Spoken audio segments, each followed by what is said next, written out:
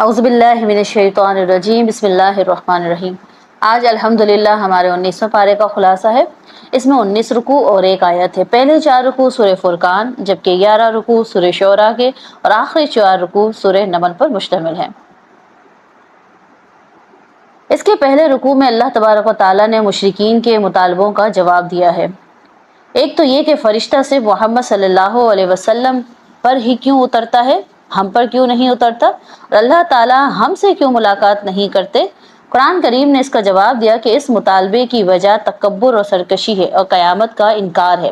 عام انسانوں پر فرشتوں کے اترنے کا مطلب ہوتا ہے ان کا یوم احتساب آ گیا۔ جس دن بادل پھٹیں گے، فرشتے اتریں گے، اس دن مجرمین کے لیے کوئی اچھی خبر نہیں ہوگی۔ ان کے اعمال فضا میں تحلیل ہو کر رہ جائیں گے۔ کافروں پر وہ دن بہت بھاری ہوگا۔ ظالم افسوس اور ندامت سے اپنا ہاتھ چبا رہے ہوں گے۔ اس دن ایک اللہ کے علاوہ کسی کا حکم نہیں چلے گا۔ رسول صلی اللہ علیہ وسلم شکوہ کریں گے کہ میری قوم نے اس قرآن کو پس پشت ڈال دیا تھا۔ کافروں کا دوسرا اعتراض یہ ہے کہ قرآن تھوڑا تھوڑا کیوں نازل ہو رہا ہے، ایک دم سارا کیوں نازل نہیں ہو جاتا۔ اللہ تعالیٰ نے فرمایا کہ آپ کے قلبی اطمینان کے لیے اور ٹھہر ٹھہر کر تلاوت کرنے اور ہر موقع کی بہترین تشریح اور وضاحت کے لیے ہم نے ایسا کیا۔ ان ظالموں کے ہر اعتراض کا ہم پورا جواب دیں گے اور ان کو آخرت میں رسوا کر کے جہنم میں جھونکیں گے۔ رکوع نمبر 2 میں بعض نبیوں کا ذکر کر کے بتایا گیا کہ ان کے دشمن بھی بہت تھے، مگر سب ذلیل ہوئے اور نبی کامیاب ہوئے۔ اسی طرح آپ بھی کامیاب ہوں گے اور آپ کے دشمن ذلیل اور رسوا ہوں گے۔ فرمایا ہم نے موسیٰ علیہ السلام اور ہارون علیہ السلام کو بھیجا تو وہ جھٹلائے گئے، ہم نے جھٹلانے والوں کو نیست و نابود کر دیا۔ اسی طرح حضرت نوح علیہ السلام کے دشمن غرق کر دیے گئے۔ عاد اور سمود اور کنویں والے اور رسولوں کے بہت سے دشمن اپنے برے انجام کو پہنچے۔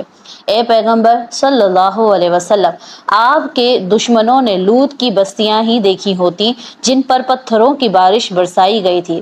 یہ ظالم آپ کو دیکھ کر مذاق سے کہتے ہیں کہ ارے اس کو اللہ نے رسول بنا کر بھیجا ہے، اگر ہم جمع نہ رہتے تو ہم سے ہمارے معبود چھڑوا دیتا۔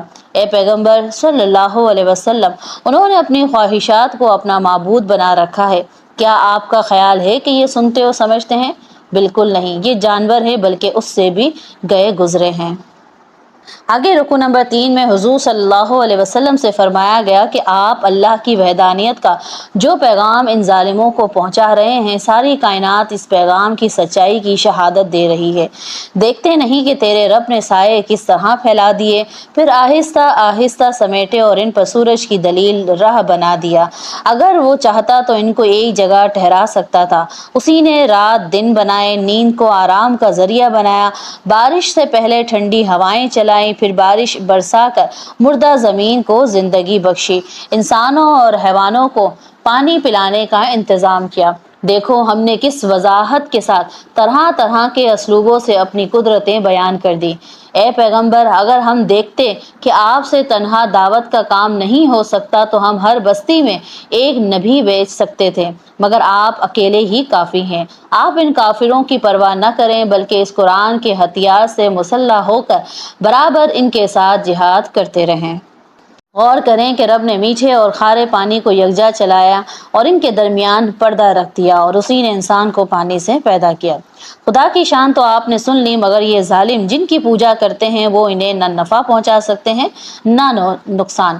آپ ان کے ایمان کی فکر نہ کریں، آپ کا کام صرف خوشخبری دینا اور ڈرانا ہے۔ آپ کو انکار کی کیا پرواہ، آپ ان سے کون سا وظیفہ لے رہے ہیں۔ آپ رب تعالیٰ پر بھروسہ کریں جو ہمیشہ سے زندہ ہے اور اسے فنا نہیں، اس کی تسبیح میں مشغول رہیں، وہ سب کا خالق ہے، وہی عرش پر جلوہ آرا ہے۔ کس قدر افسوس کا مقام ہے کہ جب ان سے اس رحمان کے حضور سجدہ ریز ہونے کو کہا جاتا ہے تو یہ الٹے اور متنفر ہو جاتے ہیں۔ آگے رکوع نمبر 4 میں فرمایا کہ اللہ وہ بابرکت ذات ہے جس نے آسمان میں قلعے بنائے، سورج اور روشن چاند بنایا، وہ رات دن کو ایک دوسرے کے پیچھے لاتا ہے۔ رحمان کے بندے زمین پر عاجزی سے چلتے ہیں، جاہل ان سے مخاطب ہو تو وہ شریفوں کی طرح ان سے دور ہو جاتے ہیں۔ ان کی راتیں قیام و سجود میں بسر ہوتی ہیں، رب تعالیٰ سے جہنم سے بچنے کی دعائیں کرتے رہتے ہیں، خرچ کرتے ہیں تو بخل سے کام نہیں لیتے، نہ فضول خرچی کرتے ہیں، خدا کے ساتھ کسی کو شریک نہیں ٹھہراتے، کسی کو ناحق قتل نہیں کرتے، زنا نہیں کرتے، ایسا کرنے والا عذاب کا مستحق ہے۔ ایمان والے توبہ کر لیں تو ان کی برائیاں رب تعالیٰ نیکیوں میں بدل دے گا۔ یہ لوگ جھوٹی گواہی نہیں دیتے، بےہودگی کے پاس سے شریفوں کی طرح گزر جاتے ہیں، اپنے رب کی آیات پر غور کرتے ہیں اور ان پر اندھے بہرے بن کر نہیں گرتے، رب سے دعائیں کرتے ہیں، اے اللہ ہماری بیویوں اور ہماری اولاد کو ہمارے لیے آنکھوں کی ٹھنڈک بنا اور ہمیں پرہیزگاروں کا امام بنا۔ یہی جنتی ہیں جن کو جنت میں سلامتی کے ساتھ خوش آمدید کہا جائے گا۔ آخر میں حضور علیہ الصلوۃ والسلام سے فرمایا کہ ان ظالم مشرکوں سے کہہ دیں کہ اگر تم ایمان نہ لاؤ تو خدا کو تمہاری کیا پرواہ ہے، تم اب عذاب ہی کا انتظار کرو۔ اور یہیں پہ سورہ فرقان کا اختتام ہوتا ہے، آگے سورہ شعراء کا آغاز ہوتا ہے۔ بات کی جائے سورہ شعراء کے تعارف کی تو اس سورت کے آخر میں شعراء اور ان کی ذہنیت کا تذکرہ ہے۔ وَالشُّعَرَاءُ يَتَّبِعُهُمُ الْغَاوُونَ، اس لیے پوری سورت کو شعراء کے نام سے موسوم کر دیا گیا۔ اس سورت کا مرکزی مضمون رسالت کا ثبوت ہے، انبیاء علیہم السلام کے واقعات اور ان کے منکرین قوم کا انجام بد سے اس مضمون کو تقویت دی گئی ہے۔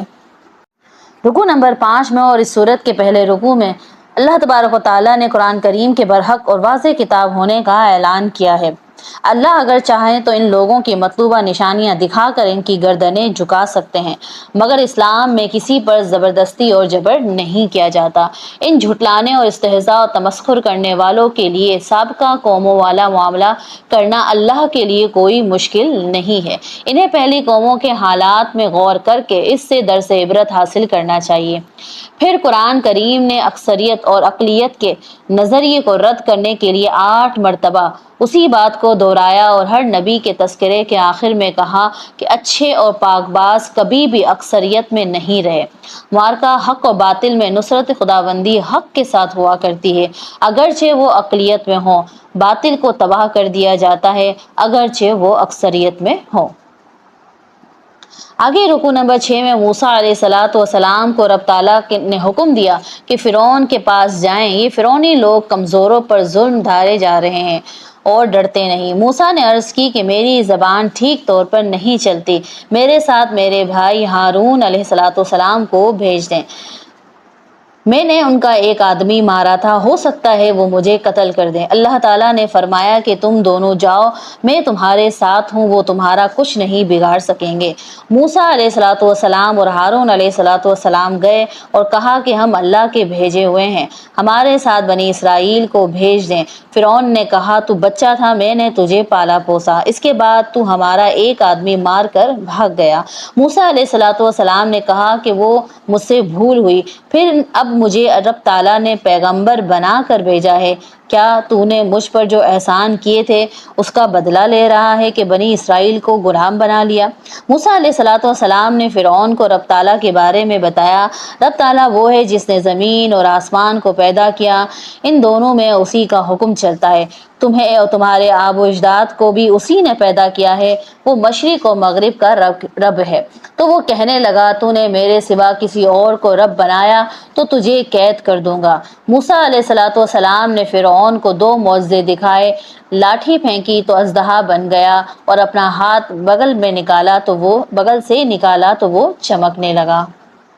آگے رکوع نمبر 7 میں ذکر ہوا کہ فرعون یہ دیکھ کر آس پاس بیٹھے درباریوں سے کہنے لگا کہ واقعی موسیٰ ماہر جادوگر ہیں، یہ چاہتا ہے کہ تمہیں اپنے جادو کے زور سے اس ملک سے نکال دیں، تمہاری کیا رائے ہے؟ پھر آگ کو نیچا دکھانے کے لیے فرعون نے مصر سے نامی گرامی جادوگر بلائے۔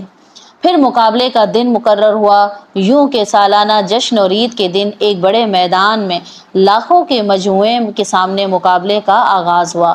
جادوگروں کی ڈالی ہوئی رسیوں اور لاٹھیوں کو حضرت موسیٰ علیہ السلام کے اژدھے نے ہڑپ کر دیا۔ جادوگر سمجھ گئے کہ یہ جادو نہیں، یہ معجزہ حق ہے، وہ فوراً سجدے میں گر گئے اور کہنے لگے آمنا برب العالمین رب موسیٰ و ہارون۔ فرعون نے انہیں قتل کرنے کی دھمکی دی، لیکن انہوں نے ذرہ برابر بھی پرواہ نہیں کی اور اپنے ایمان پر جمے رہے۔ آگے رکوع نمبر 8 میں ذکر ہوا کہ موسیٰ علیہ السلام اللہ کے حکم سے بنی اسرائیل کو رات کی تاریکی میں مصر سے لے کر نکل گئے۔ فرعون نے لشکر کے ساتھ تعاقب کیا، بالآخر دریا کے کنارے بنی اسرائیل کو پا لیا۔ موسیٰ کے ساتھی چیخ اٹھے کہ ہم تو پکڑے گئے۔ موسیٰ علیہ السلام نے فرمایا کہ فکر نہ کرو، میرا رب میرے ساتھ ہے، وہ اس مشکل میں ضرور میری رہنمائی فرمائے گا۔ پھر فوراً ارشاد ہوا کہ اس سمندر کو اپنے عصے سے ضرب لگاؤ۔ ضرب سے سمندر میں راستے بن گئے۔ بنی اسرائیل موسیٰ علیہ السلام کی قیادت میں بحفاظت دریا کے پار ہو گئے۔ فرعون لشکر سمیت غرق ہو گیا۔ اس قصے سے سبق ملا کہ بالآخر حق والے کامیاب ہوتے ہیں اور ظالموں کا مقدر ہلاکت کے سوا کچھ نہیں۔ آگے رکوع نمبر 9 میں حضرت ابراہیم علیہ السلام کا ذکر کرتے ہوئے فرمایا کہ آپ نے اپنی قوم کو بت پرستی سے منع کرتے ہوئے فرمایا، اے قوم، بھلا یہ بت تمہاری پکار سنتے ہیں کیا یہ تمہارے کچھ کام آتے ہیں؟ قوم نے کہا کہ یہ ہمارے بزرگوں کا طریقہ ہے۔ حضرت ابراہیم علیہ السلام نے فرمایا، اللہ کے سوا میرے تو یہ سب دشمن ہیں، میرا رب تو وہ ہے جس نے مجھے پیدا کیا، پھر وہی میری رہنمائی فرماتا ہے، وہی کھلاتا اور پلاتا ہے، اور جب میں بیمار ہو جاتا ہوں تو وہی مجھے شفا دیتا ہے، وہی مجھے مارے گا پھر دوبارہ زندہ کرے گا، میں امید رکھتا ہوں کہ روز جزا میں میری خطا معاف فرما دے گا۔ انہوں نے دعا کی کہ اے اللہ، مجھے نیکیوں کے ساتھ شامل فرما، بعد کے آنے والوں میں مجھ کو سچی نامواری عطا فرما، مجھے جنت کا وارث بنا، میرے باپ کو بخش دے اور قیامت کے دن مجھے رسوا نہ کر، جس دن نہ مال فائدہ دے گا نہ اولاد۔ اس روز مشرکوں کو سارے جھوٹے خدا بھول جائیں گے، اس روز اپنے سفارشیوں کو تلاش کریں گے مگر کوئی کام نہ دے گا۔ حضرت ابراہیم علیہ السلام کے اس کردار میں ماننے والوں کے لیے بڑی نشانیاں ہیں، مگر ان میں اکثر ماننے کو تیار نہیں۔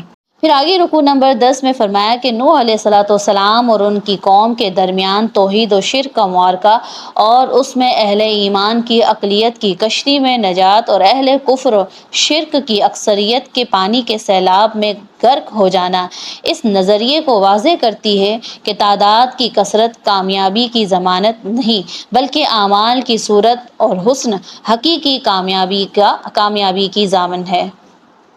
آگے رکوع نمبر 11 میں فرمایا کہ جب حضرت ہود علیہ السلام قوم عاد کے پاس آئے اور فرمایا، لوگو اللہ سے ڈرو اور میرا کہا مانو، دیکھو میں تم سے کوئی اجر نہیں مانگتا، میری مزدوری تو اللہ کے پاس ہے، تم بڑی اونچی اونچی عمارتیں بے مقصد بناتے جاتے ہو، جیسے تمہیں یہیں ہمیشہ رہنا ہے، تم لوگوں پر ظلم و ستم کرتے ہو، اور اللہ سے ڈرو جس نے تمہیں مویشی دیے، اولاد دیے، باغات اور چشموں سے نوازا۔ تو قوم کہنے لگی، ہود، ہمیں سمجھانا یا نہ سمجھانا برابر ہے، تمہارے یہ عذاب کے ڈراوے ہمیں مدت سے ہم سن رہے ہیں۔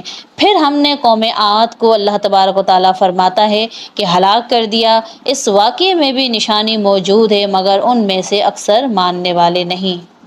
پھر رکوع نمبر 12 میں فرمایا کہ قوم سمود اور ان کی طرف بھیجے گئے نبی صالح علیہ السلام کے درمیان معرکہ حق و باطل، باغات اور کھیتوں کی سرسبزی و شادابی، سر تراشی کی ٹیکنیک میں ان کی مہارت اور ان کی بستی میں امن و امان کی مثالی حالت بھی نبی کے مقابلے میں انہیں عذاب الہی سے نہ بچا سکی۔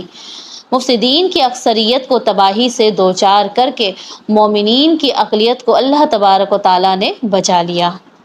پھر رکوع نمبر 13 میں فرمایا کہ لوط علیہ السلام اور ان کی فحش اور عیاشی میں ڈوبی ہوئی قوم کے درمیان شرافت اور خباثت کے معرکے میں لوط علیہ السلام کی کامیابی اور ان کے مخالفین کی عبرتناک ہلاکت نے شریف اقلیت کو شریر اکثریت پر غلبے کی نوید سنا دی۔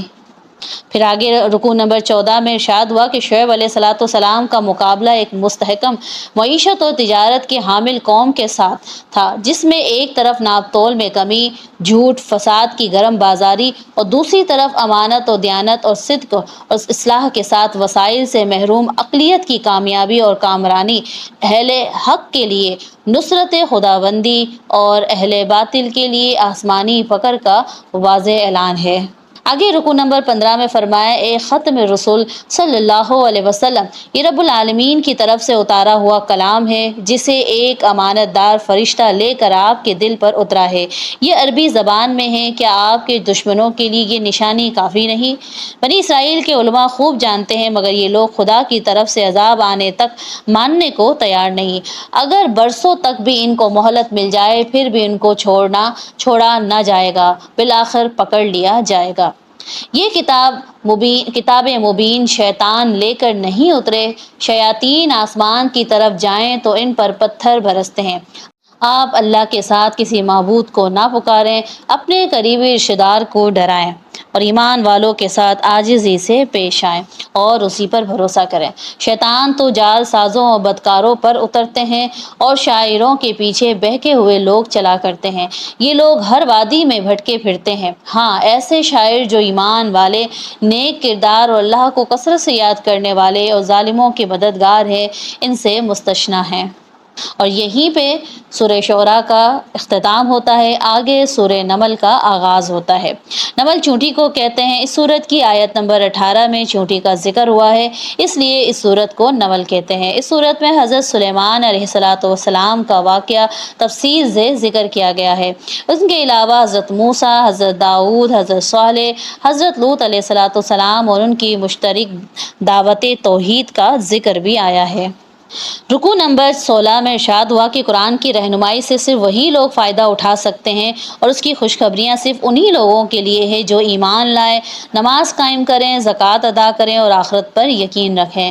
انسان آخرت سے بے پرواہ ہو کر اپنے گندے اعمال کو خوبصورت سمجھنے لگتا ہے اور دنیا کی دلچسپیوں میں اندھا اور بہرا ہو کر مشغول ہو جاتا ہے۔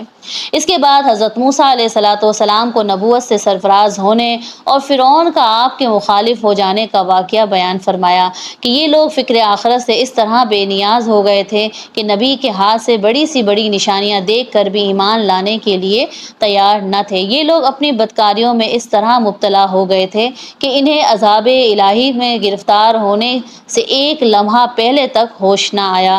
پھر یقین آ جانے کے باوجود فرعونیوں نے صرف ظلم و تکبر کی وجہ سے موسیٰ علیہ السلام کی دعوت کو قبول نہ کیا اور بالآخر یہ لوگ ہلاک ہو کر رہے۔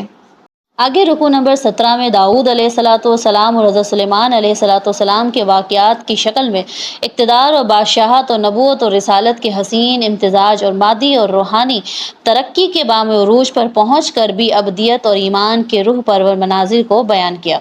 دونوں باپ بیٹوں کو بے پناہ وسائل، جنوں، انسانوں اور حیوانوں پر حکمرانی اور پرندوں کی گفتگو سمجھنے کا سلیقہ بھی عطا کیا گیا تھا۔ ایک مرتبہ حضرت سلیمان علیہ السلام اپنے لشکر کے ساتھ ایک بستی سے گزر رہے تھے۔ چونٹیوں کے سردار نے باقی چونٹیوں سے کہا کہ اپنے بلوں میں گھس جاؤ، ایسا نہ ہو کہ بادشاہ کے قدموں تلے کچلی جاؤ، ان کو پتہ بھی نہ چلے۔ حضرت سلیمان علیہ السلام نے جب یہ بات سنی مسکرائے، پھر اللہ سے عاجزانہ دعا مانگی کہ اے میرے پروردگار، تو نے مجھ پر اور میرے والد پر جو انعامات کیے ہیں مجھے ان کا شکر ادا کرنے کی توفیق عطا فرما اور مجھے اپنے نیک بندوں میں شامل فرما۔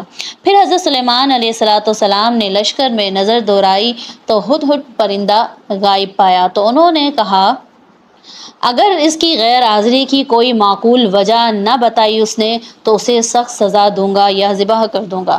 کچھ دیر بعد ہدہد آیا اور بتایا کہ میرا گزر ایک ایسے ملک سے ہوا جس کی حکمران ایک عورت ہے، اس کا تخت عظیم الشان ہے، لیکن بدقسمتی سے وہ لوگ سورج کی پوجا کرتے ہیں۔ حضرت سلیمان علیہ السلام نے ملکہ سبا کو خط لکھا جس میں اسے دعوت توحید دی اور ہدہد کے ذریعے بھجوا دیا۔ خط پہنچا تو ملکہ کے ساتھیوں سے کہا، ملکہ نے کہ مجھے حضرت سلیمان علیہ السلام کی طرف سے یہ خط ملا ہے جو بسم اللہ الرحمن الرحیم سے شروع ہوتا ہے۔ اس خط میں کہا گیا ہے کہ تکبر نہ کرو اور میرے فرمانبردار ہو کر حاضر ہو جاؤ۔ آگے رکوع نمبر 18 میں ذکر ہوا کہ جب ملکہ کو خط ملا تو ملکہ نے اپنے سرداروں سے مشورہ کیا تو وہ بولے کہ ہم بڑی طاقت والے ہیں اور لڑنے والے ہیں، آپ کے حکم کے منتظر ہیں۔ ملکہ نے امتحان کے طور پر حضرت سلیمان علیہ السلام کے لیے بہت سے تحفے بھجوائے۔ پھر جب وہ تحفے سلیمان علیہ السلام کے پاس لائے گئے تو آپ نے تحائف کو حقارت سے دیکھ کر واپس کر دیا اور انجام بد سے خبردار کیا۔ حضرت سلیمان علیہ السلام نے کہا کہ جو کچھ اللہ نے مجھے عطا کیا ہے وہ ان تحفوں سے بہتر ہے۔ سلیمان علیہ السلام نے اپنے اہل دربار سے پوچھا، تم میں کون ملکہ سبا کا تخت میرے پاس لا سکتا ہے؟ چنانچہ اہل دربار میں سے ایک جن نے کہا، میں بادشاہ کے دربار کی محفل کے ختم ہونے تک لا سکتا ہوں۔ پھر ایک اور شخص جس کا نام آصف بن خرقیہ تھا، اس کے پاس کتاب کا علم موجود تھا، کہنے لگا میں پلک چھپکنے سے پہلے ہی لائے دیتا ہوں، اور ساتھ ہی تخت آ گیا۔ حضرت سلیمان علیہ السلام نے تخت دیکھا تو کہنے لگے کہ ھذا من فضل ربی، یہ میرے رب کا فضل ہے۔ پھر ملکہ اور اس کے دیگر سردار حضرت سلیمان علیہ السلام سے ملنے آئے۔